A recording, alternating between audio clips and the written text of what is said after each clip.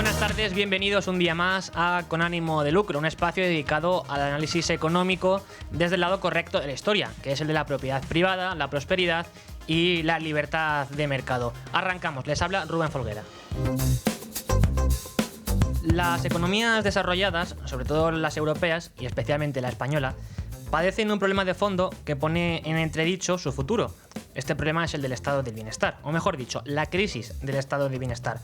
Por eso, en Con Ánimo de Lucro, vamos a poner en marcha una serie de programas en los que analizaremos detalladamente este tema, porque no es un tema más, es el tema. Hoy será la primera ocasión en la que avancemos esta cuestión y en las próximas semanas, lo anunciaremos debidamente, volveremos recurrentemente sobre ello. Pero de entrada tenemos que analizar hoy cuántos impuestos se pagan en nuestro país. Porque según el Instituto Juan de Mariana, en su último impuestómetro del 2025, señalaba que desde el año 2019, cuando Sánchez, digamos, que comienza a presidir un año completo el gobierno, España ha incrementado su carga fiscal en casi 2 puntos del Producto Interior Bruto, mientras que el promedio del conjunto de los 27 países de la Unión Europea refleja un descenso de casi 1 punto sobre el PIB. De hecho, mientras que España ha incrementado el peso de los impuestos y también las cotizaciones, que aunque legalmente ellos se amparen en que no es un impuesto, sabemos de forma clara que sí lo es, pues como decimos, mientras que España ha aumentado el peso de estos impuestos en este periodo, 14 de los 27 países de la Unión Europea los han decidido reducir, han reducido su presión fiscal. Entre ellos, ¿cuáles? Pues Alemania, Dinamarca, Francia, Países Bajos y también Suecia. Concretamente, según este estudio, el aumento de la recaudación desde el año 2019 asciende ya a casi 130.000 millones de euros y, si lo ajustamos a los impuestos, alcanza casi los 60.000 millones de euros. Esto equivale, para que nos hagamos una idea, a más de 2.600 euros por habitante y 6.600 euros aproximadamente por hogar. En términos nominales, serían, por una parte, y luego en términos reales, pues más de 1.200 euros por habitante y 3.000 por hogar. Este informe además planteaba la incidencia de las cotizaciones sociales, el IRPF y el IVA sobre un sueldo medio. Y de esta forma demostraba que el coste laboral total, que es lo que se suele denominar salario completo, digamos que abonado para emplear a un trabajador que percibe un salario medio, que en España ronda los 1.400 euros, una cosa así, asciende ya a casi 40.000 euros. No obstante, a esta cifra se le descuentan, eso sí hay que considerar, 9.243 euros de cotizaciones a cargo de la empresa, casi 2.000 euros de cotizaciones a cargo del trabajador, unos 4.200 euros en concepto de IRPF y casi 3.000 euros en IVA. Así, el impacto acumulado de estas tres figuras tributarias es de casi 19.000 euros anuales, lo que supone casi el 48 euros del coste laboral total que estamos comentando. Es decir, que para un trabajador que quiera realizar un consumo de 100 euros, la empresa tiene que haber abonado 191 euros. Por otra parte, el gobierno de Pedro Sánchez ha querido vendernos también que el IRPF no ha crecido de una forma significativa desde entonces. Sin embargo, lo cierto es que las estadísticas que ellos manejan son bastante engañosas, son dudosas, porque toman en consideración a millones de contribuyentes de rentas bajas que en realidad no abonan ese tributo en la práctica. Además, hay que considerar que ha aumentado un 13% bajo el mandato del dirigente socialista, en realidad. De hecho, hay que explicar que, aunque las bases imponibles sobre las que recae este gravamen han subido un 30%, lo cierto es que los ingresos obtenidos por este tributo han crecido un 47%, es decir, un 57% más. Así, este estudio lo que refleja es que el grueso de tal incremento se explica por la no deflactación del IRPF, que como sabemos es lo que se debería de haber hecho frente a la crisis de inflación que padecemos desde el año 2021 y si nos remontamos hasta el inicio de la primera legislatura de Pedro Sánchez, tenemos que los precios han subido en torno al 23%.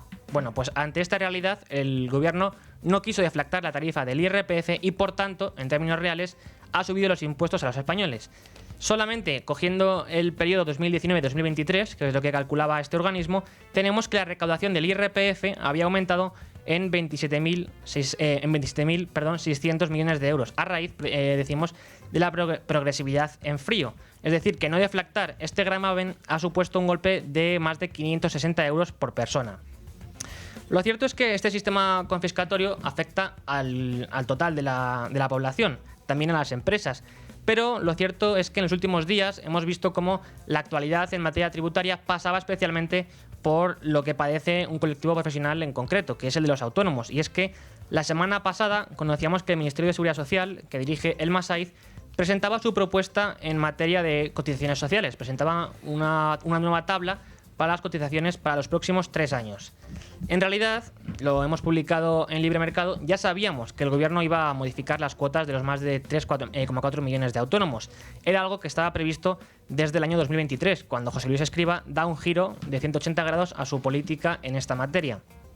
Este plan de Escrivá consistía en obligar a los autónomos a cotizar en lugar de por la cuota que ellos eligieran, por lo que él llamaba ingresos reales, que en realidad no es otra cosa que ingresos esperados o estimados. Es decir, le obligan al autónomo a estimar cuánto va a cobrar en términos reales ese año y le aplican esa cuota para ese ejercicio. Desde entonces, en 2023, 2024 y 2025, todos los autónomos, como hemos dicho, que han obtenido ingresos netos superiores a 1.700 euros cada mes, han tenido que pagar más en su cuota de autónomos. Esa cuota, digamos que estaba en 2022 en torno a los 300 euros, algo menos, que era la mínima. Por otro lado, lo cierto es que los que han obtenido ingresos por debajo han tenido que pagar lo mismo o menos. Por tanto, este sistema que planteaba Escrivá era especialmente lesivo para aquellos que ganaban cada mes 1.700 euros. Sin embargo, la novedad ahora, lo que había planteado en un inicio la señora Elma Saiz, era que iban a subir la cuota de autónomos a todos los trabajadores por cuenta propia, sin excepción. En concreto, esta nueva cuota suponía una estocada que iba desde los 17,3 euros al mes a más de 206 euros cada mes. Solo, eso sí, en 2026, porque se sabe que se planteaba que para los 2 años siguientes esta cuota se incrementaría aún más.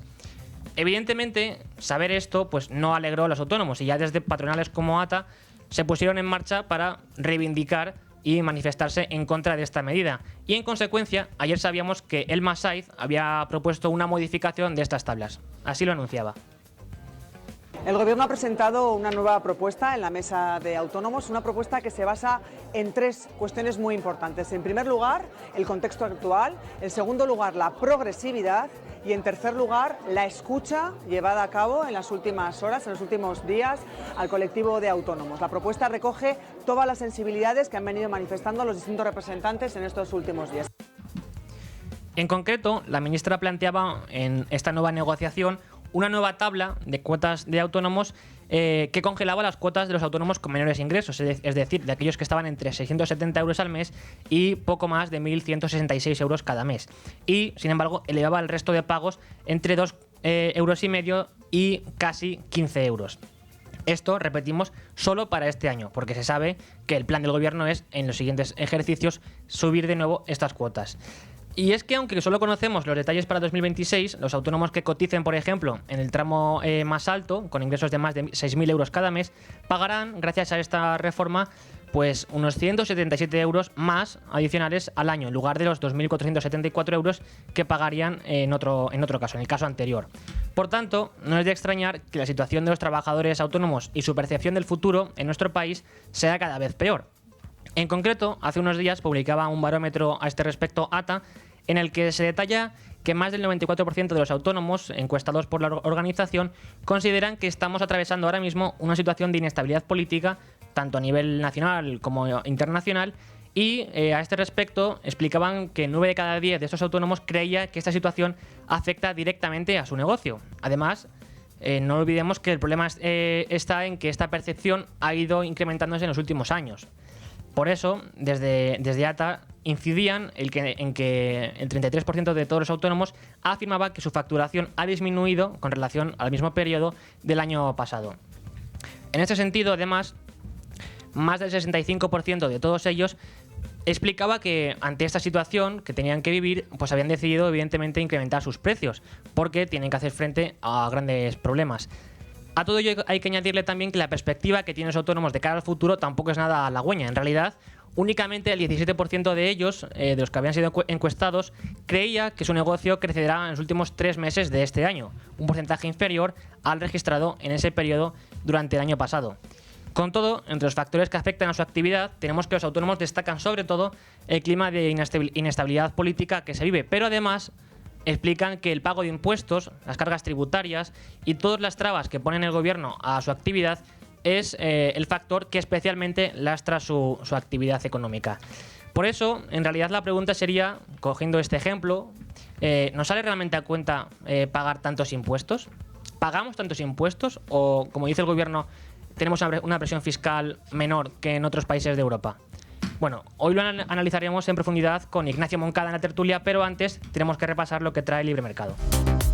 Y para repasar qué trae la portada de Libre Mercado, pues tenemos hoy aquí en el estudio a Antonio Jiménez Moleón. Buenas tardes. Buenas tardes, Rubén, ¿qué tal? Pues muy bien, a ver, ¿qué trae la portada? Hay un par de piezas tuyas. Bueno, hay una pieza publicada y otra que estabas preparando, que te he sacado de la redacción corriendo para que vinieras aquí hoy. Por un lado, tenemos que el negocio de... O sea, nos cuentas el caso de una Inquiocupa que está haciendo negocio con la casa que ha ocupado, ¿verdad? Exactamente, en el barrio de Vista Alegre en Madrid, una inquilina que había estado 5 años dejó de pagar el piso, el contrato finalizó el 15 de agosto y ella, pues aparte de acumular una deuda de 8.000 euros, lo mejor de todo es que está realquilando las habitaciones ocupadas y según varios vecinos han denunciado que está incluso consiguiendo entre 300 y 500 euros por cada habitación. Y en fin, hacen también barbacoas, fiestas y van hasta borrachos, o sea, imagínate. Fíjate, esto lo que trae la ocupación, que es lo que protege en buena medida el gobierno actual, la delincuencia, que la gente pueda ocupar casas, pueda inquiocupar casas, es decir, que entren de alquiler, paguen 3 o 4 meses y luego decidan no pagar más y no se les pueda sacar, pues es lo que están... Un caso más que vemos diariamente. Sí, porque tú en Libre Mercado has tratado varios de estos casos. Y aparte, también preparabas una pieza en la que, relacionado con la materia de vivienda, que ayer analizamos aquí en profundidad, sabemos ya los datos de cuáles son las nacionalidades que más compran vivienda en nuestro país, de extranjeros. Exactamente. En el primer semestre de este año hemos conocido que las nacionalidades más propensas a la compraventa en España han sido los primeros Reino Unido, pero muy de cerca siguen los marroquíes, prácticamente con 100 viviendas menos que han comprado, y los terceros son una nacionalidad que también frecuenta mucho España, que son los alemanes. Pues ya saben que si quieren conocer toda la lista, el ranking completo, tienen que esperarse a que se publique en Libre Mercado, porque es una noticia que estaba Antonio preparando esta misma mañana.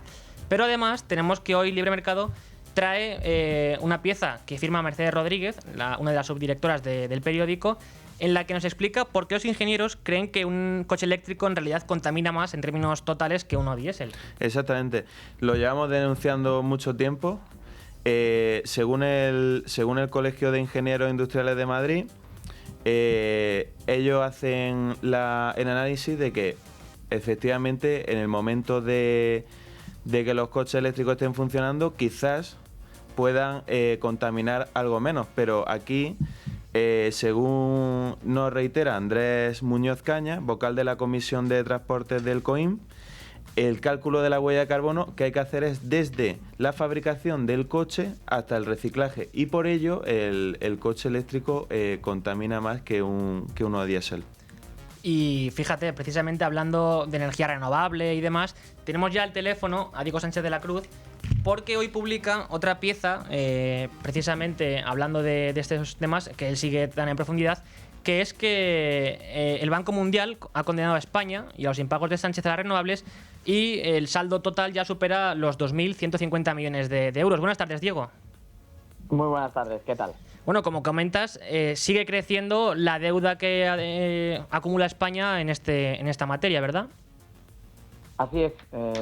Ahora mismo ya se puede decir que España debe pues más de 2.150 millones de euros en concepto de las condenas pendientes de pago por todo lo que sucedió con la retirada retroactiva de las primas renovables y también de los intereses de demora y condenas en costas que se han ido acumulando por la decisión del gobierno español de pues no cumplir con esas sentencias y no proceder a pagar esas indemnizaciones. Entonces, en el día de ayer lo que se conoció es lo que ahora mismo sería la sentencia número 27 pendiente de pago. En realidad había 28 condenas contra España, hay una que se pagó en julio después de muchísima presión, como sabéis, por parte de los acreedores que han embargado activos y bienes del Reino de España en el extranjero, Entonces hay, como digo, 28 condenas, una que se pagó en julio y de momento 27 que están pendientes de pago. Y cada minuto que pasa se van acumulando pues las obligaciones. La última, pues la que ha trascendido en el día de ayer, 262 millones de euros que le corresponden como indemnización a la compañía Acer, con el agravante, por así decirlo, de que España quiso anular el laudo original, y en el laudo original a España se le imponía una indemnización de 130 millones. O sea que al final el hecho de impugnar el proceso ha terminado duplicando el monto que España debe abonar ahora como compensación a Acer. Entonces Acer 262 millones, no 130 como en la decisión original, 2 veces más de coste para España. 17 millones ya acumulados en concepto de intereses de demora solamente en ese caso, y como decíamos 2.178 millones de euros sería la cifra exacta que debe ahora mismo España a sus acreedores. ¿Y esta condena del Banco Mundial es sobre un caso en concreto o sobre el recurso que muchas veces, como siempre nos cuentas en el periódico, el gobierno de España decide interponer para tratar de evitar que la deuda siga creciendo?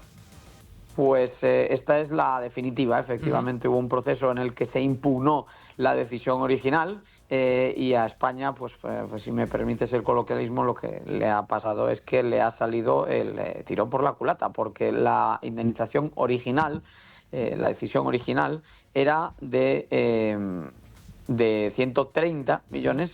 La que finalmente se le impone a España es de 260, o sea que si España hubiese cumplido la sentencia original, en vez de intentar disparar con pólvora de rey con dinero de los contribuyentes para seguir litigando y estirando el chicle e incumpliendo con todos estos acreedores, si hubiese pagado España, hubiese abonado 130 millones y esto se habría acabado con Acer. Sin embargo, pues por seguir pasteleando, por así decirlo, ¿no? Y mantener toda esa litigiosidad, al final va a ser 2 veces más dinero, ¿no? 262 millones, como decía.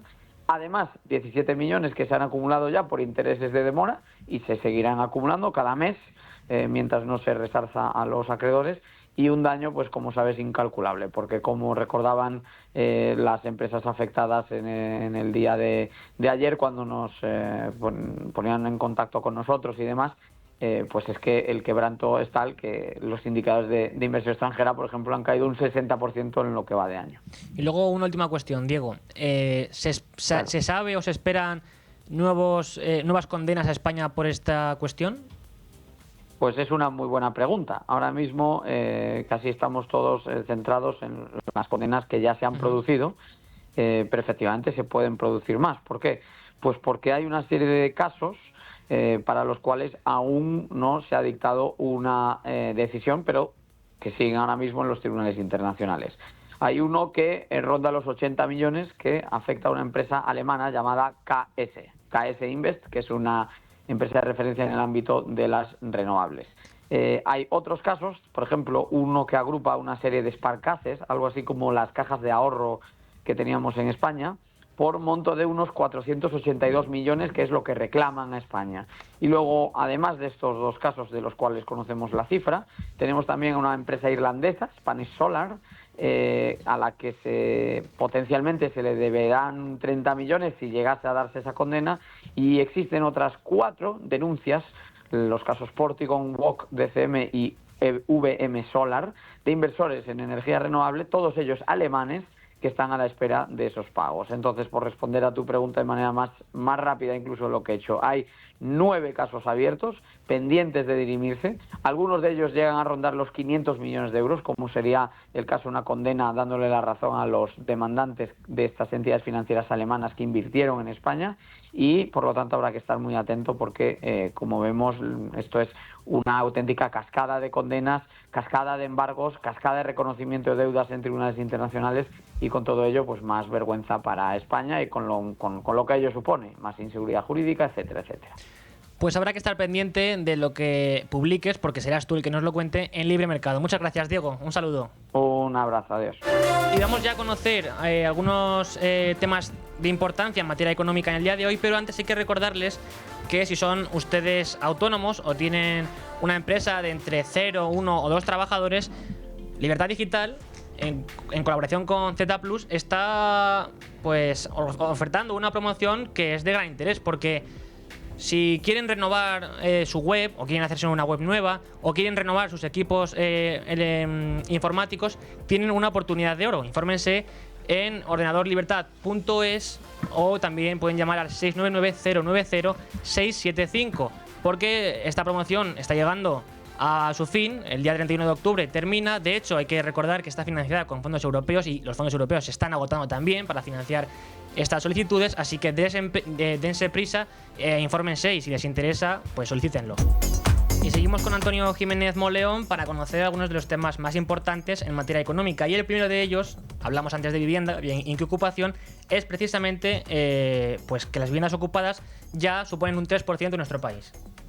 Exactamente, en venta en España, según Idealista, las viviendas ocupadas suponen el 3% de todas las viviendas en venta en España, según un estudio publicado por Idealista sobre los inmuebles anunciados en su base de datos en el tercer trimestre de este año, de los cuales 23.000 reconocerían estar sufriendo un proceso de ocupación, aunque la estadística todavía no permite la evolución del dato y el estudio de diferentes métricas al respecto. El portavoz de este portal afirma que muchos propietarios se rinden hartos de esperar la intervención de la justicia, sobre todo porque les obliga a vender su propiedad a un precio que en muchas ocasiones roza el 50% del precio real. Y por otra parte, también tenemos datos hoy de cómo evoluciona la deuda pública en nuestro país. La deuda de las administraciones públicas se situó en el mes de agosto en máximos de casi 1,7 billones de euros en términos absolutos, aunque moderó su peso sobre el Producto Interior Bruto al 3%, lo que supone un descenso de 0,9 puntos porcentuales respecto a un año antes. Como decimos, en términos absolutos, el saldo de la deuda ascendió a casi 1,7 billones de euros en agosto de este año, con una tasa de crecimiento interanual del 4,7% y un aumento del 1,14% respecto al mes de julio. Claro, la gente dirá, ¿y cómo puede ser que en términos de PIB se reduzca, pero en términos totales o absolutos crezca? Porque al final sabemos que la ratio se mide por una división en la que, si tenemos en cuenta que el PIB está creciendo por por integración de trabajadores extranjeros en puestos, eso sí, de trabajo de valor añadido, pues muy reducido, también del gasto público que pone en marcha este gobierno, pues es evidente que aunque la deuda pública crezca, ya roza los 1,7 billones con B, como contaba Antonio, en términos relativos al Producto Interior Bruto, pues se reduce. Pero eso no quiere decir que la deuda se esté reduciendo, todo lo contrario, sigue creciendo a pasos agigantados, ya pues marcando récords históricos. Y evidentemente, esto hay que decirlo porque luego llega el señor Sánchez, Carlos Cuerpo, etcétera, a felicitarse de que la deuda se reduce. Bueno, todo lo contrario. Pero también tenemos hoy que Sumar está sugiriendo la dimisión de Rodríguez, Isabel Rodríguez, que es la ministra de Vivienda. Otro problema entre los socios de gobierno, Sumar y el PSOE. En este caso, la portavoz de Sumar en el Congreso, Verónica Martínez Barbero, ha sugerido, como bien has dicho, que la ministra de Vivienda, Isabel Rodríguez, dimita, porque si sigue sin asumir que se necesitan medidas serias, innovadoras y valientes para atajar esta crisis de precios, debería dejar paso a alguien que sí esté dispuesto a impulsar este tipo de políticas, porque tanto a su grupo como a la ciudadanía se le está acabando la paciencia con esta ministra. Lo ha dicho en una rueda de prensa en la Cámara Baja, en la que ha mostrado su decepción con la comparecencia que protagonizó la ministra la semana pasada en la Cámara Baja y ha criticado que desoiga las medidas que propone Sumar en materia de vivienda. Y por último tenemos que la CNMV hoy ha suspendido la cotización de Duro Felguera. Vamos a conocer por qué. Así es, la Comisión Nacional del Mercado de Valores ha suspendido cautelarmente con efectos inmediatos la negociación de las acciones de Duro Felguera en bolsa y en el sistema de interconexión bursátil, mientras es difundida una información relevante sobre la citada entidad. El Grupo de Ingeniería y Bienes de Equipo ha solicitado al supervisor bursátil la paralización de su cotización en bolsa, según ha podido saber Europa Press en fuentes del mercado. Forma parte del proceso y esa petición de la compañía, han confirmado. En este contexto, el Consejo de Administración de la Asturiana aprobó este lunes su plan de reestructuración, que ya se ha remitido a los acreedores. Bueno, una información que confirman efectivamente las agencias de comunicación y con la que cerramos este boletín informativo del día de hoy, porque ya toca abrir la página de la tertulia hoy con Ignacio Moncada. Y como digo, ya el reloj de hoy supera las 12:30 de la mañana, 11:30 en Canarias. Y contamos ya en el estudio en directo con Ignacio Moncada. Buenas tardes, Ignacio. ¿Qué tal, Rubén? Encantado de estar aquí. Pues nosotros encantados de que estés, porque ¿quién mejor que tú para analizar? Bueno, lo he dicho al principio, hoy vamos a dedicar varios días a esta cuestión, el estado de bienestar, la crisis que padece, cómo puede esto afectar a la gente, qué alternativas se pueden plantear a este modelo económico. Pero claro, ¿quién mejor que tú para comenzar esta serie de programas? Porque es uno de tus temas, creo yo, predilectos, favoritos. Denunciar cómo el estado de bienestar por sí mismo es ineficiente y tiende a este tipo de problemáticas.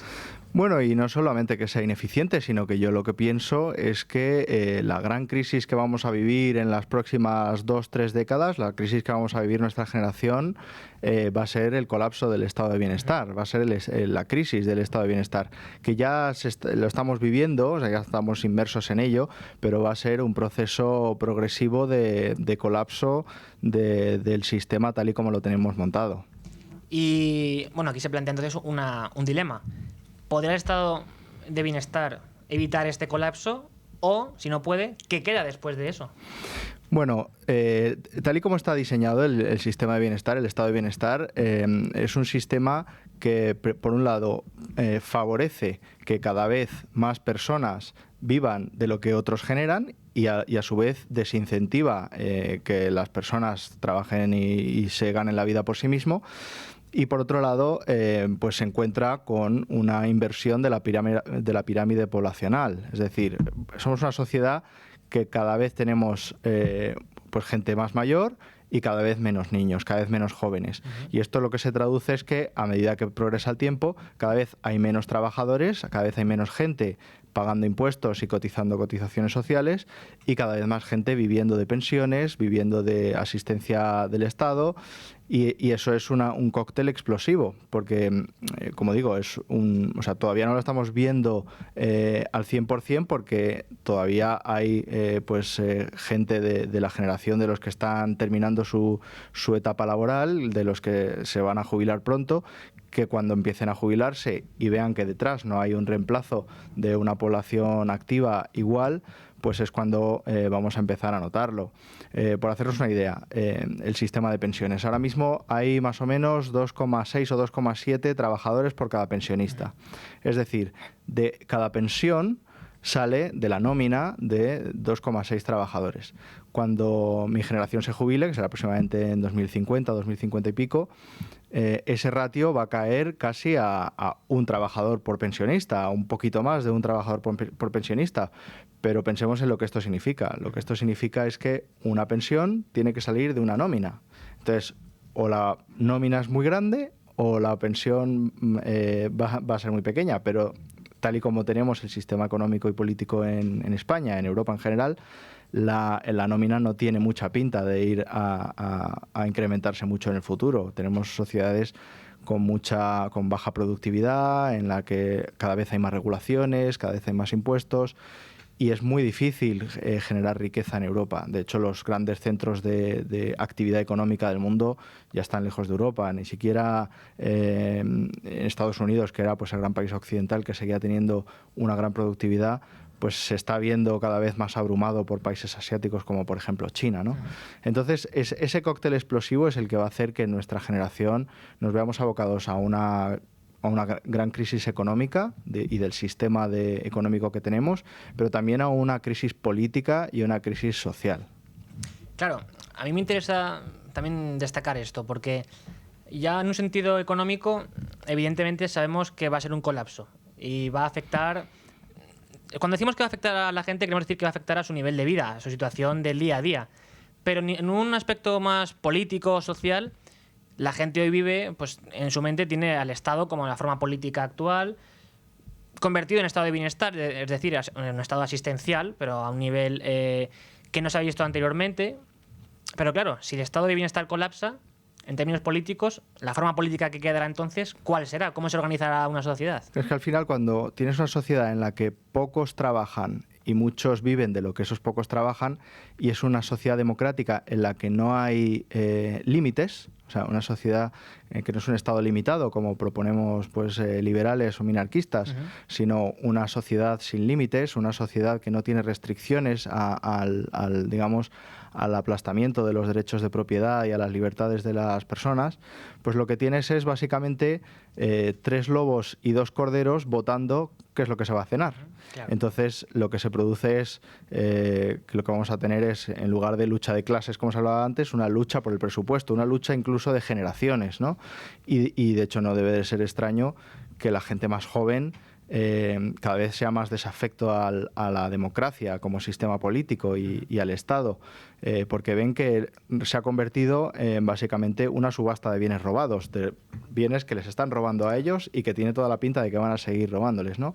Que al final es pues un Estado que se dedica a coger de los que trabajan, que cada vez son menos y cada vez es más difícil para esas personas trabajar y producir, y dársela a una masa creciente de personas que son dependientes del Estado y que además, que no es su culpa, es un problema del sistema en el que vivimos, es el sistema que consiguió su mayor esplendor, digamos, en el peronismo argentino, ¿no? Que es poca gente trabajando, mucha gente viviendo de lo que el Estado le da, y el Estado es el que se arroga ese poder y tiene ese poder político enorme de básicamente controlar y organizar la sociedad con puño de hierro. Pero Ignacio, esto es Europa, esto aquí no puede pasar. No, bueno, pues solo hay que mirar los países que nos rodean. Francia está ahora mismo inmerso en ese problema, básicamente no son capaces de... Y se empeñan en seguir el mal camino, porque tuvo que dimitir el anterior primer ministro y el actual ha revocado una de las reformas más importantes que proponía. Claro, Francia es un país con un gasto público exacerbado, el mayor del mundo, una deuda pública incontrolable,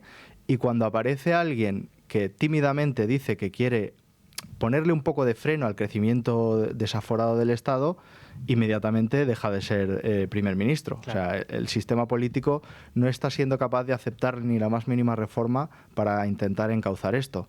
Lo estamos viendo en Francia, vamos, está clarísimo. En Alemania están metidos en el mismo problema. Están más o menos aceptando alguna contención del gasto, pero vamos, que lo que necesitamos no es una contención del gasto ni poner paños calientes, sino una reforma del sistema. Pero bueno, es que todos los países, Italia va a ser el nuevo enfermo de Europa, con una deuda pública, la deuda pública más alta de toda Europa. Y bueno, España pues está entre esos países. España tiene una diferencia con los demás, que es que además es el país con menor tasa de natalidad y el más envejecido. Entonces, bueno, pues aquí nos llegará antes o nos llegará después, pero al final lo que va a notar la gente es cada vez menos pensiones, cada vez menos prestaciones y a su vez nóminas cada vez más bajas y de las que se extraen unos impuestos y unas cotizaciones cada vez mayores. Y eso básicamente es... la pobreza, o sea, es cada vez ser un poco más pobres hasta que pues mucha gente pues decida rebelarse y ese es el conflicto social al que vamos. Claro, entonces hay un componente político muy importante, se puede incluso hablar de la ley de hierro de las oligarquías en este sentido, pero de fondo, no sé si estarás de acuerdo en que también hay un problema de valores, de mentalidad de una sociedad que es la que, bueno, indicas un poco que el cambio se está produciendo, pero hasta ahora era la sociedad la que pedía este tipo de sistema y por eso se lo daban. Bueno, es que el cambio de valores, de hecho, si vemos los documentos fundacionales de la socialdemocracia, que es, digamos, el nacimiento del estado de bienestar, y de cómo, sobre todo en los países de Europa del Norte, pues se estaba ya pensando aquellos socialistas que consideraban que el comunismo era demasiado evidente, que había fracasado y que había que buscar otra forma de colectivizar la sociedad por la puerta de atrás, que es básicamente lo que es el estado de bienestar, ya lo que proponían era... pasar de un estado asistencial, es decir, un estado que dé a quien lo necesita, a quien no puede valerse por sí mismo, en una mentalidad en la que quien puede valerse por sí mismo sí que es el encargado y el responsable de prosperar por sí mismo, pero el estado asistencial, digamos, que daba a quien lo necesitaba, cambiarlo al estado de bienestar, que es el estado da, lo necesites o no, es decir, sanidad para todos, pensiones para todos, educación para todos y por igual, da igual la renta, da igual la necesidad y da igual todo. Simplemente es un sistema en el que provee es el Estado, no cada uno ni la familia ni nada. Y una de las claves que se decía en estos documentos, sobre todo pues en grupos socialistas suecos, noruegos, daneses, era que una de las bases de este sistema era romper la familia. Romper la familia porque lo que se decía era vamos a proponerles un estado de bienestar que vaya de la cuna a la tumba, es decir, que cuide a la gente o que se haga cargo y y a su vez haga dependientes a la gente desde la cuna, desde la guardería, desde el colegio, hasta que se mueran, hasta la jubilación. Y eso, bueno, solo hay que ver la familia cómo ha evolucionado desde entonces, que es básicamente pues una reducción brutal del número de familias. Hay el número de gente que vive sola, sin familia y que no tiene hijos en toda su vida, pues se ha disparado. Y matrimonios o parejas que que forman una familia, pues como mucho tienen un hijo, pero no, digamos que la crisis del estado de bienestar también te lleva a ese cambio de valores en el que la familia pues se rompe porque se empieza a considerar un estorbo. De hecho, en Estados Unidos se va un punto más allá, que es, sobre todo con la población afroamericana, una búsqueda a veces consciente de tratar de romper las familias para hacerlas dependientes del Estado. Por ejemplo, exigiendo que las familias, o diciendo que las familias solo puedan tener prestaciones sociales si son divorciados o si son madres solteras. Si son madres con los dos padres, pues no tienen derecho a esas ayudas. Y en muchos casos se ha visto eso como una forma deliberada de tratar de romper la familia y los valores tradicionales, que es lo que muchos socialistas odian, porque lo que quieren es que el que controle todo sea el Estado. Y para eso la familia es un problema. Claro, porque al final yo creo que podríamos decir que el estado de bienestar que vivimos actualmente no deja de ser más que la evolución lógica del Estado como forma política, basándose en las propias dinámicas que el Estado propone, que es ampliar tanto la población como al territorio la dominación política. Porque hablabas tú de los suecos y daneses, al final sabemos que en los países nórdicos a día de hoy hay un problema en ese sentido muy grande, socialmente hablando. Pero sabemos también que históricamente, pues, por ejemplo, el caso de Bismarck. Bismarck es el que propone por primera vez un sistema de pensiones basado en el reparto. Y cuando lo propone, se cuenta que uno de los consejeros así de corriente más liberal le dice: oye, pero ¿se da usted cuenta de que esto obliga a las personas a permanecer en un territorio toda su vida? Porque si tú estás aportando a un sistema, ¿quieres que luego te devuelvan? Y dice, claro, es lo que pretendemos. Claro, y aquí apuntas una cosa muy importante, y es que si este sistema solo lo propusieran los socialistas, pues bueno, aún nos quedaría una parte del espectro político a la que poder agarrarnos para tratar de combatir con esto. Pero es que esta idea le gustaba tanto a los socialistas que se habían pasado del comunismo a la socialdemocracia, a tratar de meter el socialismo por la puerta de atrás, pero también le gustaba mucho a la derecha autoritaria. Mencionabas a Bismarck, pero bueno, que en España el que ha implantado todo esto en su esplendor ha sido Franco. Sí, sí. La derecha autoritaria siempre ha querido, de hecho lo decía Rothbard, que la gran aportación de la derecha autoritaria al pensamiento político es el uso del Estado para el ordenamiento de la sociedad, mientras que al principio el socialismo era más utópico, hasta que realmente descubrieron que realmente era mediante el Estado como la forma de aplicar el socialismo. Pero al final se han juntado las dos ideas y no hay partidos políticos que se desmarquen de ese pensamiento. Podemos encontrar pues a intelectuales, a escritores, a economistas, sobre todo en economistas, como entienden cómo funciona el mercado, pues claro, es más popular pues una visión más liberal de toda la vida, el liberalismo clásico. O sea, tampoco hace falta irse a un estado mínimo, pero el liberalismo clásico rechaza el estado de bienestar como forma política y social, ¿no? Pero, sin embargo, en el sistema político europeo y en España, pues no se ve ninguna corriente política que rechace el estado de bienestar como forma de sistema social. Incluso hay veces que se dice, bueno, nos queda Vox. No, es que Vox, si llegara a Vox con mayoría absoluta, no cambiaría el estado de bienestar. Vox, de hecho, tiene un sindicato propio que muchas veces hemos conocido declaraciones por parte de sus representantes en las que van en la línea precisamente pues de un Sumar o un PSOE, simplemente con un tinte más pues nacionalista e identitario de derechas. Sí, bueno, Vox también... Ahora mismo hay una pelea entre dos familias, pero parece que la que está ganando es esa, ¿no? Bueno, sí, hay una familia que está ganando y otra familia que ha salido de Vox. Sí. Pero bueno, que esa familia que salió de Vox tampoco es que quisiera reformar de arriba abajo el estado de bienestar. Rubén Manso, tal, sí que en principio tienen un perfil bastante más liberal que lo que vemos hoy en este partido. Sí, pues Rubén Manso sin duda. Pero la cuestión es, al final, los liberales del liberalismo tradicional, el liberal de toda la vida, ha quedado huérfano en España. Sí. No hay nadie que pueda defender lo que realmente hace falta para evitar el colapso del sistema de bienestar. El estado de bienestar introduce una derivada que puede darse o puede no darse, pero ahora se está dando, que es la combinación explosiva entre un estado de bienestar muy generoso y inmigración abierta, digamos, porque los liberales muchas veces proponen libre inmigración, pero lo que no puede es combinarse con un estado de bienestar que atraiga a todo aquel que quiera rentas. Y en eso es más en lo que se está centrando, pues sobre todo Vox o la derecha europea en general, que bueno, pero yo creo que no identifican realmente el problema, que no es la inmigración por la inmigración, sino la inmigración combinada con un estado de bienestar que a cualquier persona le dé, aunque sea capaz de vivir por sí misma y a sustentarse por sí mismo, pues le dé unas rentas que hagan que no haga falta trabajar, que simplemente puedas vivir y tener acceso a muchas cosas gratis de la gente que sí que está trabajando. Y eso se ve también, por ejemplo, hoy en materia de vivienda, porque la izquierda, por un lado, se quejan de que los precios suben y que hay que intervenir en este mercado aún más, como si no estuviera ya. Y por otra parte, alentan que llegue incluso la inmigración irregular, que para ellos debe ser, la panacea. Recordemos cuando Carmena gobernaba en Madrid y pusieron aquella pancarta de Welcome Refugees, ¿no? Sí, bueno, la crisis del sector de la vivienda es, si ya tenemos un problema con el estado de bienestar, pues pegarnos un tiro en el pie gratuitamente, porque es simplemente un problema que además está en parte relacionado, pero es un problema políticamente creado. Es decir, tú tienes, por un lado, inmigración que llega a España, por otro lado, inmigración dentro del país, es decir, gente que sale de las zonas rurales y va a las grandes ciudades.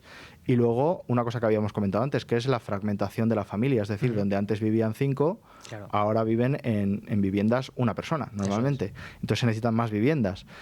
Y digamos, si tienes esa situación, no pasaría nada si la oferta fuera flexible, es decir, si tú pudieras permitir construir más para adecuar toda la gente que quiere vivir, pues sobre todo en los grandes centros urbanos, a toda esa demanda nueva de vivienda que llega. Pero lo que hacen los políticos es constreñir la oferta, hacer una restricción de la oferta de forma que no pueda dar cabida a toda esa gente que busca una vivienda. Entonces, el mercado se reajusta solo si le metes esa restricción, que es subiendo precios, de forma que solo pueda tener una vivienda el que realmente pueda pujar más por esa vivienda, y luego a mucha gente, pues gente que se quiere venir del campo, pues decir que no se venga, o sea, reduciendo la demanda, y mucha gente que querría vivir en varias viviendas, pues juntarlas en pisos compartidos, cada uno en una habitación, y pues así poder aprovechar la escasez de vivienda que existe.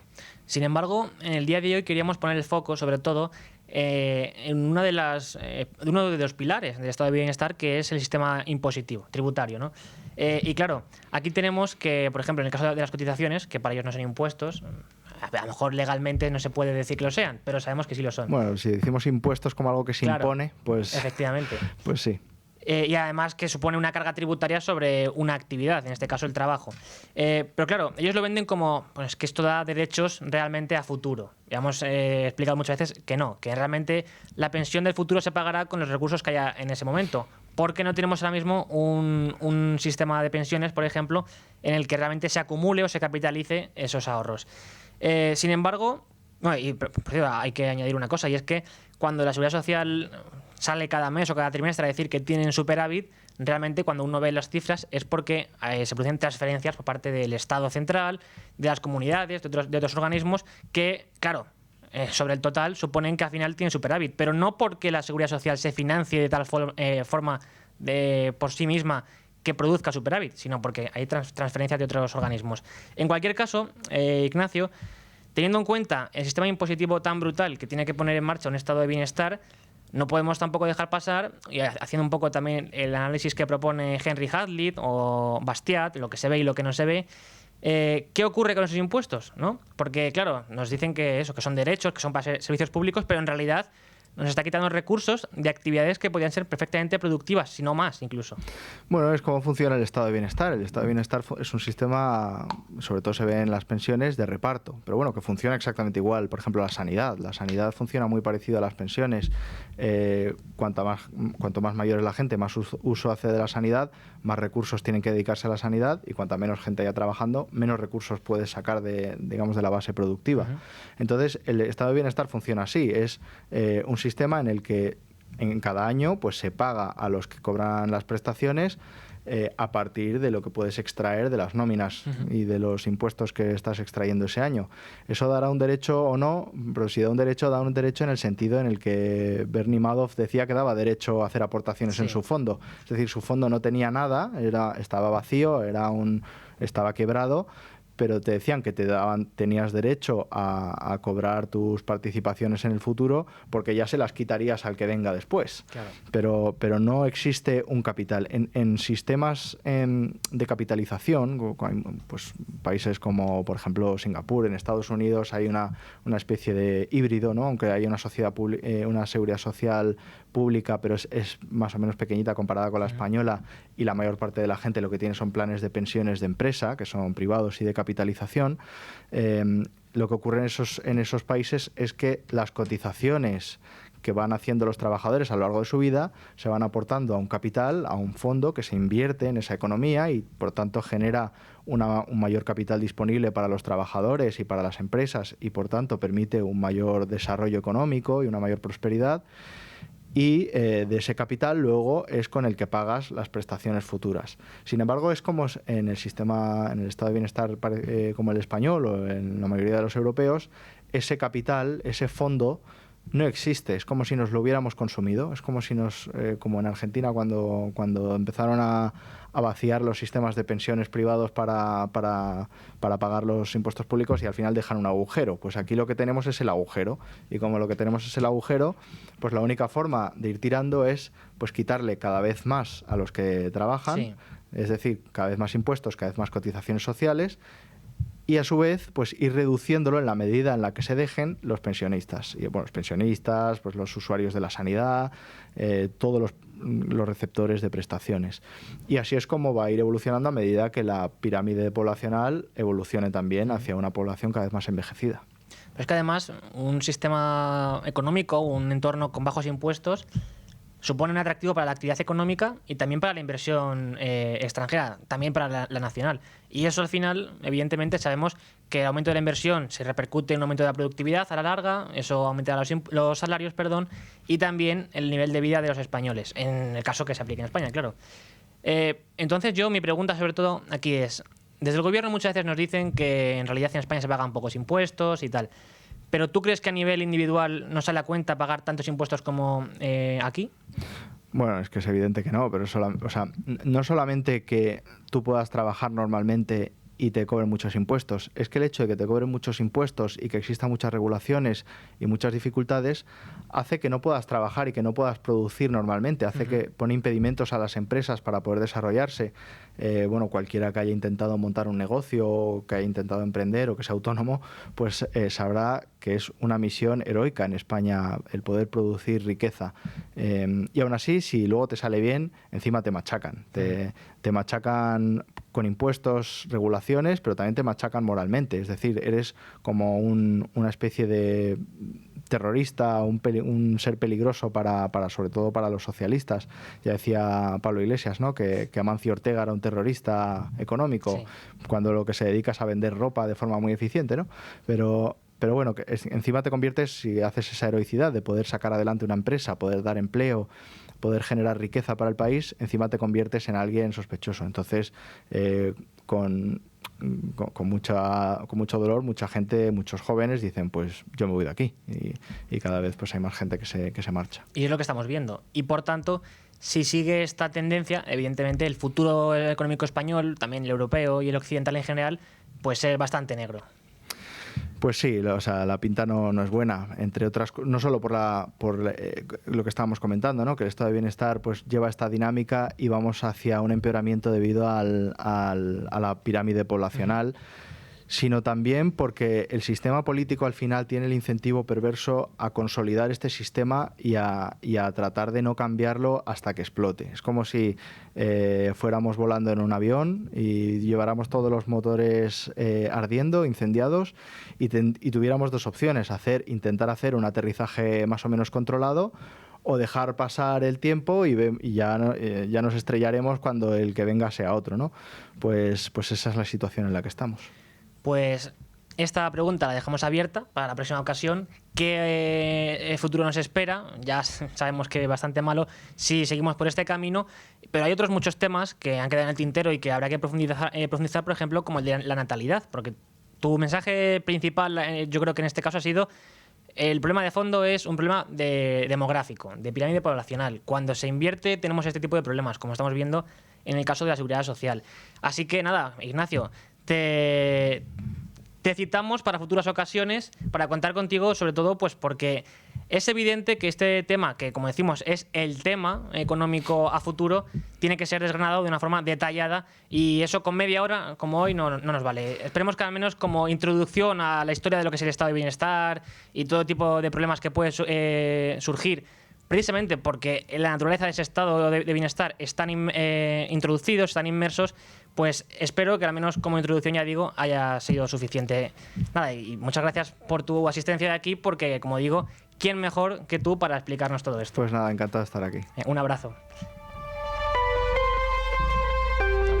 Y ahora seguimos después del boletín informativo con la página de mercados, que hoy tendremos a Vicente Varo.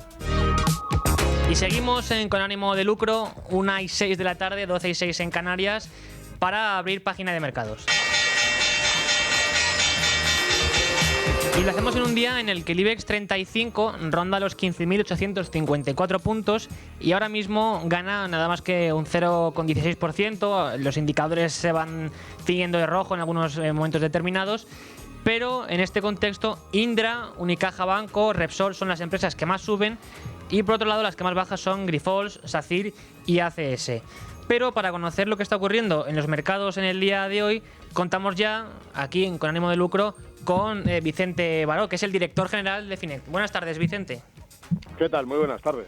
Pues pendientes de lo que ocurre con los mercados, porque por un lado tenemos sobre todo que atender a qué está ocurriendo con las criptomonedas. Sí, la verdad es que están en un momento interesante, ¿no? Después de que la amenaza esta de nueva guerra comercial con China desató una oleada de ventas y de liquidaciones que ha dejado a mucha gente fuera de mercado y ha generado dudas, ¿no? De si el mercado alcista que vimos o que hemos visto en los últimos meses pues tiene que tomarse un respiro, o si es una pausa para volver a subir, ¿no? Pero son movimientos que estamos viendo. Nosotros lo que estamos viendo, y lo que os he contado en algún evento reciente que hemos estado, es que lo que se está viendo sobre todo ahora mismo es interés institucional, ¿no? Que el inversor particular, a diferencia de lo que probablemente mucha gente podría pensar, más de trading y especulación y demás y tal, que no está mucho, no es como en el mercado alcista de 2020-2021, sino que ahora no se ve tanto al inversor particular como sí a los institucionales, que a través de ETFs y demás sí están tomando posiciones. Pues bueno, de alguna manera se está volviendo un mercado más tradicional en ese sentido, en el que los que operan son básicamente institucionales, y hay que ver cómo ese cambio de naturaleza le va sentando. Y bueno, decías que sobre todo son las instituciones las que están entrando en criptomonedas, que es un poco también lo que ocurre con el oro, ¿verdad? Son los bancos centrales los que están interesados en hacerse con oro ahora. Sí, pasa un poco parecido. Es verdad que en oro hay un pelín más de peso retail en los ETFs, pero en los ETFs no está entrando tampoco tantísimo dinero. Entonces, sí, básicamente la subida del precio del oro se explica por las compras de los bancos centrales en este entorno en el que el dólar pierde adeptos, genera dudas un poco de su valor también, porque la propia administración Trump lo está, digamos, se ha dicho que lo quiere más débil. Bueno, lo ha dejado entrever que lo quiere más débil. Y ahí es donde pues mucha gente está diciendo, oye, pasamos a dólar parte de la cartera como activo refugio y reducimos de dólar, ¿no? Entonces los bancos centrales especialmente, porque además, bueno, pues con todo lo que se vio después de el uso de las reservas de dólares como parte de munición, ¿no? Con la guerra con Rusia y de liquidación de esas, congelación de esas reservas, pues claro, otros países, especialmente los que no están tan alineados con el mundo occidental, pues lo que están haciendo es eso, ¿no? Construir sus reservas, intentando reducir poco a poco la dependencia del dólar. Y como no hay otra alternativa, pues lo que están haciendo es comprar más oro. Y esto en un contexto en el que se pone de manifiesta cierta desconfianza ante la moneda fiat, ¿verdad? Y también en el que la tensión comercial aumenta. Y sabemos que hace unas semanas China anunciaba que podría incrementar sus restricciones en cuanto a las tierras raras, y hoy también conocíamos por la mañana que Estados Unidos y Australia han firmado un acuerdo de minerales críticos para contrarrestar estos movimientos de China. ¿Qué impacto está teniendo? No sé si se ve reflejado ya en estos momentos. Es curioso cómo se está reordenando, ¿no? el mundo con los que tienen el monopolio de unos y otros activos. En este caso, pues China tiene una posición tan fuerte en tierras raras que está poniendo en entredicho pues a otros países, ¿no? Entonces, en esa reconfiguración, claro, se buscan aliados. El G7 también dijeron, los ministros de finanzas del G7, este es uno de los puntos que van a tratar, ¿no? Cómo organizarse para reducir esa dependencia de China, en este caso, ¿no? ¿Dónde se refleja esto? Bueno, hay ETFs que invierten en compañías de mineras de tierras raras. En esos ETFs lo que hemos visto ha sido una subida espectacular, tremenda este año, pues cercana al 70-80%, pues precisamente porque al generarse este interés hay mucha gente que compra. Y son compañías más bien pequeñas, medianas, para la mayor tiene una capitalización de unos 25.000 millones de dólares, que a lo mejor puede sonar mucho, en el terreno corporativo no es tantísimo, es una compañía pequeña, ¿no? Sería una compañía de IBEX mediana en España, ¿no? Entonces, claro, ese dinero que ha ido entrando por este mayor interés por las tierras raras ha provocado una subida espectacular que estas últimas semanas pues se está buscando ahí su punto de equilibrio. Todavía no a ver dónde aterrizar por esta subida tan fuerte, ¿no? Pero desde luego lo que está claro es que va a ser un tema que siga encima de la mesa. Recordemos que las tierras raras son fundamentales, básicas, esenciales para los coches eléctricos, para el móvil con el que estoy hablando ahora, para los altavoces con los que la gente está escuchando esta conversación, o sea, para prácticamente todo, ¿no? Entonces, esa escasez que podría generar si China cierra el grifo y aumenta tanto los controles como ha amenazado, pues va a generar mucha tensión y ya veremos cómo siguen evolucionando estos ETFs de compañías de tierras raras. Nosotros en Finet, por cierto, que lo quiera ver, hemos hecho un análisis, yo creo que lo tenemos ya en nuestro canal en YouTube. Pues habrá que estar atentos cuando lo publiquéis, o si ya está publicado, pues que la audiencia vaya a Finet para verlo y profundizar en esta cuestión. Y esto sucede además en un momento en el que en Estados Unidos se han visto pues un par de quiebras en el sector automovilístico y que pues para muchos analistas esto quizá pueda suponer el germen de una crisis de crédito. No sé tú a este respecto cómo lo valoras y si crees que realmente hay un problema de fondo importante. Sí, aquí por situar hay una compañía que se llama First Brands que anunció que se acogía a la quiebra en Estados Unidos, a la reorganización de sus deudas. Y poco a poco, según hemos ido conociendo, pues la verdad es que los estándares de financieros de esta entidad eran bastante flojos. Entonces, que más que por la quiebra en sí de esta entidad, que tampoco es un pujo gigantesco para lo que podría ser, ¿no? O sea, hablan de millones de dólares repartidos entre distintas entidades, lo que genera un poco dudas es si se han relajado en exceso los controles o las due diligence por las que las entidades hacen para prestar dinero, ¿no? Si ha habido demasiada alegría y si ahora se ralentiza más o si Estados Unidos pues entra en cierta contracción del consumo y no se puede pagar y muchos consumidores no pueden pagar las deudas, pues ¿qué puede generar, no? Entonces, ¿qué estamos viendo que dicen los analistas? Bueno, estamos viendo que la mayoría lo que dicen es todavía lo ven como casos aislados, ¿vale? O sea, dicen que bueno, estos son una o dos entidades con pues eso, que no hacían las cosas muy bien en la gestión de su balance y en la previsión de deuda y en la gestión de las deudas y que se verán afectadas estas entidades que les prestaban a este tipo de compañías.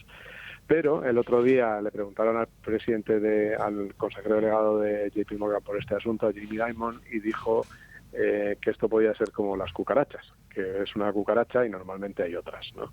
Bueno, pues habrá que estar atentos a ver si debajo del parqué de Wall Street empieza a aparecer alguna pata más, o si esto se queda aquí, ¿no? Pero desde luego es un tema de incertidumbre del mercado que de momento no pesa mucho, pero hay que vigilar. Y luego, para terminar, también tenemos que centrarnos en lo que ocurre en la bolsa española, que sigue al alza y ya está al 1%, a menos del 1%, perdón, de marcar máximos históricos. ¿Por qué sucede esto? Y sobre todo, lo más importante, supongo que interesará a los inversores y a los analistas, es ¿hasta dónde puede llegar la bolsa española? Sí, el IBEX 35 como índice de referencia es el que está ese 1%. Recordemos que para el inversor que tiene acciones de bolsa española o que invierte en las compañías del IBEX 35 y recibe los dividendos, están máximos desde hace muchísimo tiempo y además con una buena subida ya. Pero bueno, como todo el mundo efectivamente tenemos como referencia el IBEX 35, ahí es donde todavía no se ha visto esos máximos que en el bolsillo del inversor se han llegado. Lo que sí ha pasado en el bolsillo del inversor es que en realidad no se están aprovechando muchísimos de estos máximos, ¿no? Porque el peso, por ejemplo, en los fondos en el total de los fondos en España, en fondos de inversión y ETFs, el peso, la inversión en los de renta variable española es bajísimo. O sea, prácticamente no ha subido en los últimos años, prácticamente no ha habido entradas netas en los últimos años. La gente siempre hemos mirado un poco a España como el mercado pequeñito y tal, que prácticamente solo hay bancos y hemos desconfiado un poco, y ahí ha llegado la sorpresa, ¿no? Con esta revalorización tan tremenda, sobre todo liderada por la banca, que hemos visto, ¿no? Entonces es curioso cómo efectivamente la bolsa española está siendo una de las que más está subiendo este año, está prácticamente en máximos en el caso del IBEX 35, super máximos ya desde hace tiempo en el IBEX con dividendos, pero pues no la ha aprovechado tanta gente como podríamos pensar. Pues veremos qué futuro nos depara en el ámbito financiero el IBEX 35, pero en fin, habrá que estar pendientes porque evidentemente tanto nos da pistas también quizá sobre el ámbito macroeconómico, supongo, pero también porque los inversores querrán sacar rentabilidad a este respecto. Pero bueno, para ello hablaremos contigo en el futuro, Vicente Baró. Y nada, muchas gracias por habernos brindado tu análisis en el día de hoy. Nada, ya sabéis que es un placer siempre. Un abrazo. Y ya encaramos los últimos 10 minutos del programa de hoy, aquí en Con Ánimo de Lucro, en Es Radio Libre Mercado, y contamos en el estudio con Agustín Vara de Rey, que es el director de marketing de Cibislen. Buenas tardes. ¿Qué tal? Muy buenas, Rubén. Pues encantado de estar aquí. Y nosotros encantados de tenerte porque, aunque ya lo hemos comentado en otras ocasiones, no deja de ser importante acercarse al sector inmobiliario y sobre todo conocer qué es el crowdlending inmobiliario. Pues sí, porque es un modelo relativamente nuevo. Siempre parece que a nosotros, como estamos todo el día aquí metidos, creemos que todo el mundo lo conoce, pero no es una realidad. O sea, la inversión inmobiliaria en el modelo de crowdlending inmobiliario es algo que lleva pocos años en el mercado. Mucha gente que a veces oye hablar de ello, pero no acaban de entender. ¿Qué es el modelo de crowdlending inmobiliario? Pues un modelo de inversión inmobiliaria en el que no es lo de comprar, reformar y vender o alquilar, que es lo habitual, lo que todos tenemos en la cabeza de inversión inmobiliaria. Esto es un modelo de inversión de financiación, es decir, financiamos a proyectos inmobiliarios que van respaldados con el propio activo, es decir, con garantía hipotecaria del propio activo. Y esa financiación lo que ofrece es una rentabilidad a todos aquellos que le estamos dando el dinero a este promotor para llevar a cabo el proyecto. ¿Y qué rentabilidad es? Pues estamos ahora en unos niveles de entre un 10 y un 12% anual. O sea, estamos en unos niveles de una rentabilidad bastante alta y además los proyectos no suelen ser a muy largo plazo. Hay de todo. Hay 12, hay 15, hay 18, pero son proyectos que, como vamos, la rentabilidad es anual. Si son 18, 24, incluso si fuesen 36, que nunca hemos tenido 36, pues al final la rentabilidad no deja de ser bastante buena. Nosotros ahora, por ejemplo, tenemos un proyecto que sale mañana en Ibiza y es al 10% anual, 18 meses, 15% de rentabilidad, un proyecto además con unas garantías muy buenas. Y eso quizás es el mayor fuerte que tiene este modelo. Y recordemos que en el caso de las opciones que ofrece Cibislen, esta plataforma, que bueno, pueden encontrar toda la información en cibislen.com, hay que recordarlo. No sé si hay algún teléfono de contacto para... Sí, si alguien se anima a llamar, nosotros encantados de atender al 911-178-048, 911-178-048, que es atención al inversor, y ahí cualquier duda que tengan, aunque sea para el registro o de proyecto directamente, lo que sea, nosotros encantadísimos de atender. Pues ya saben, no tienen excusa para no informarse a este respecto. Pero, claro, hay que remarcar que alguien podrá pensar, bueno, pero quizá haga falta un gran capital para invertir. Bueno, las opciones que vosotros dais es que alguien puede entrar incluso con 250 euros. Sí, o sea, queda un poco raro el decir inversión inmobiliaria de 250 euros, pero sí, esa es la idea del modelo. Lo que conseguimos es democratizar la inversión inmobiliaria. Es como siempre pensamos, como decía al principio, si pensamos en comprar, reformar y alquilar o vender, pues obviamente ya estás pensando en tus 20.000 o 30.000, meterlos a capón, hipotecarte, etcétera. Y esto, como es un modelo un poco diferente, efectivamente, desde 250 euros, porque lo que buscamos es mucha gente que sume un capital para ese proyecto inmobiliario. Es decir, el promotor necesita 2 millones. Y esos 2 millones puede ser o con un inversor que quiere meter 2 millones o con 50 que quiere meter X, o sea, etcétera. O sea, la idea de nosotros es que consigamos que todo el mundo tenga la opción de invertir en un modelo inmobiliario, en el mercado inmobiliario, con unas rentabilidades muy altas. Claro. Sí, porque van del 10 al 13% Sí. en vuestro caso. Pero habrá quien se pregunte, bueno, pero ¿y qué tiene que ver esto, por ejemplo, con el modelo de la deuda? O el modelo deuda, perdón. ¿Tiene esto algo que ver con ese tipo de modelos? ¿O hay características o factores que realmente diferencian lo que es el crowdlending de este tipo de propuestas? No, justamente. O sea, lo que estás invirtiendo es en deuda. O sea, estás invirtiendo en deuda en el que el promotor, en el momento que necesita una financiación, Sí. ¿vale? Pues ya se está metiendo en deuda. Entonces, al final tú estás invirtiendo en ese modelo de... Al final es un prestamista. Sí. O sea, al final prestas dinero al promotor, lo que pasa es que lo haces a través de nuestra plataforma de Cibislen y realmente tú te olvidas. O sea, nosotros nos gestionamos todo, desde la negociación con el promotor, el análisis del proyecto, todo eso además con transparencia total, que lo mostramos y cualquiera lo puede ver. Y tú decides que esa es una pregunta que suelen hacer. Si este modelo es en el que yo meto dinero todos los meses o cómo funciona. Claro. No, aquí nosotros lanzamos proyectos todos los meses, 3, 4, bueno, este mes llevamos 7, eso es algo excepcional, pero lanzamos proyectos continuamente y tú decides en el momento que tú quieras invertir, Sí. en el que tú quieras. Te gusta por ubicación, te gusta por rentabilidad, te gusta por garantías, etcétera. Cada uno toma su propio criterio y no hay que estar metiendo capital continuo. Claro. Aquí lo metes cuando a ti te guste el proyecto y decidas invertir en el de Ibiza de mañana, pues las transferencias ya no llegan, pero por tarjeta hasta 5.000 euros pues puedes invertir, pruebas 1.000 euros, 2.000, lo que sea, y efectivamente ya puedes invertir en el proyecto de mañana. ¿Que no te convence? Pues esperas al siguiente proyecto que saldrá pues la semana que viene o la siguiente. ¿Y por qué acuden los promotores a Cibislen y, sobre todo, qué atrae también a los inversores? Pues la transparencia y el análisis. O sea, nosotros precisamente lo que hacemos es un due diligence bastante importante en el que, bueno, para que te hagas una idea, de cada 10 proyectos sale uno. O sea, que imagínate todo lo que tenemos que estar analizando todo el día precisamente para que el inversor esté muy protegido, el promotor tenga un dinero que realmente va a sacar adelante su proyecto, porque luego ese proyecto, o sea, tiene que devolver el capital porque ha ocurrido algo en ese proyecto, porque ha hecho una venta o ha refinanciado o ha entrado al banco. Entonces nosotros lo que analizamos es que sea un proyecto que tenga salida, una salida fácil para los inversores de Cibislen. Y los inversores lo que tienen que ver es, pues si les gusta, por ejemplo, eso, la garantía, que siempre suele ser hipotecaria, Sí. siempre es garantía hipotecaria. Loan to value, que es algo que la gente no acaba de entenderlo muy bien, pero es súper importante, es de las cosas más importantes que hay para invertir en deuda. ¿Cuánto estás prestando frente a lo que vale el activo? Nosotros, si prestamos 2 millones, pues lo que hacemos es analizar el proyecto, saber que con nuestro análisis el suelo ya vale 4 millones, por Sí. ejemplo. Estamos en una medida de 50%, Sí. para que te hagas una idea. Entonces, estamos prestando 2 millones, algo que vale 4. Claro. Entonces, siempre decimos lo mismo. Primero la garantía es los 4. Y siempre decimos, si en un momento dado el promotor no pagase, que no nos ha ocurrido en 137 proyectos que llevamos, si algún día ocurriese, siempre decimos, de malas, mal vendemos, porque nos quedamos Ya. con el activo, ejecutamos la garantía, nos quedamos con el activo, sale a subasta y vendemos. Malo sería que algo de 4 millones no lo vendas en 3 o en 2,5, si con eso ya se saca la rentabilidad para los inversores. Y precisamente, no sé si nos puedes comentar detalles sobre algún proyecto que ya se haya reembolsado.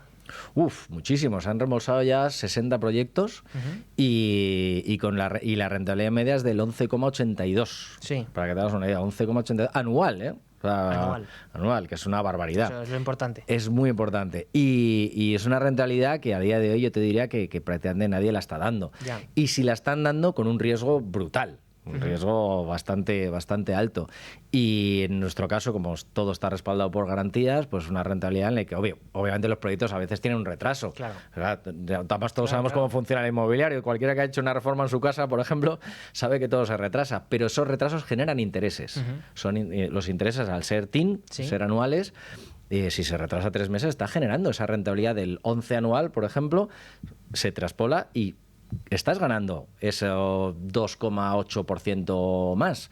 Y eso, joder, pues al final vale. Y luego además siempre tenemos una penalización si ya se está yendo demasiado de plazo, le ponemos un 5% adicional anual.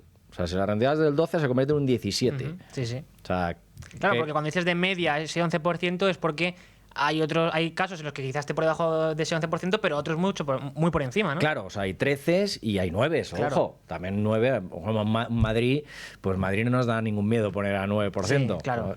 Pero hay otros proyectos que dicen, bueno, pues a lo mejor esta es una zona, una ubicación que no es tan conocida, pues al promotor le decimos, oye, si quieres financiarlo, los inversores tienen que ver un Claro. aliciente y le ponemos una rentabilidad mayor. Entonces, bueno, normalmente van de la mano riesgo y rentabilidad. Pues se puede decir que sí, pero es más un tema de estrategia que de riesgo. Porque digo, todos los proyectos tienen garantías. ¿Y Todos. para el próximo año qué evolución esperáis? Demasiada. ¿Sí? ¿No nos puedes dar algunos detalles a este El respecto? crecimiento, a ver, el objetivo de este año está en torno a los 130 millones de euros de financiación.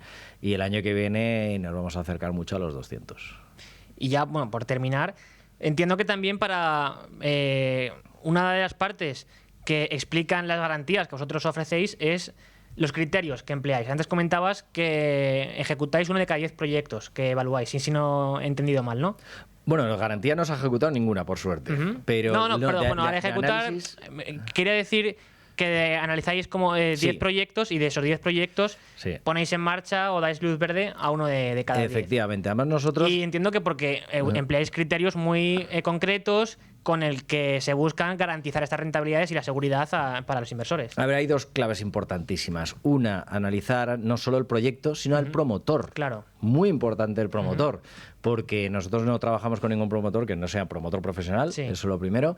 Y segundo, a lo mejor es un promotor nuevo, pero que viene ya con 20 años de experiencia pasadas, y a lo mejor esto es su primer proyecto, pero ya tiene la experiencia, Claro. analizamos el proyecto muy, muy bien, ya no solo, ya sea por la compra de suelo y que tiene una salida por venta, tiene un comercial fácil, o es una reforma simplemente, pero ese análisis es muy, muy exhaustivo precisamente para garantizar que no haya mucho retraso, si es que lo hay, que a veces también se paga mucho antes. Pero si hay retraso, pues que el promotor tenga solvencia Sí. para poder hacer Claro, frente claro. a un pago en un momento dado. Pues no ha vendido ni una casa, ¿vale? ¿Cómo vas a hacer frente al pago? Pues a lo mejor se tiene que refinanciar. Entonces todo ese análisis lo tenemos que hacer previamente y es difícil hacer un análisis de 1 año y medio antes. Entonces eso es el mayor análisis. De hecho, el equipo más grande de toda la empresa precisamente es el de análisis de real estate. Y eso, una vez más, avala la reputación de Civislend. Efectivamente. Y si quieren más información, pues ya saben que tienen que buscar, googlear civislend.com y si no, llamar al número de teléfono que Agustín nos puede repetir ahora. Al 911-178-048. Pues ya saben, infórmense, llamen a este teléfono porque realmente las opciones y las garantías y las posibilidades que nos ofrece esta plataforma de inversión inmobiliaria con este modelo de crowdlending son realmente interesantes. Y a ustedes les esperamos mañana aquí a las 12, como todos los días, en Con ánimo de lucro.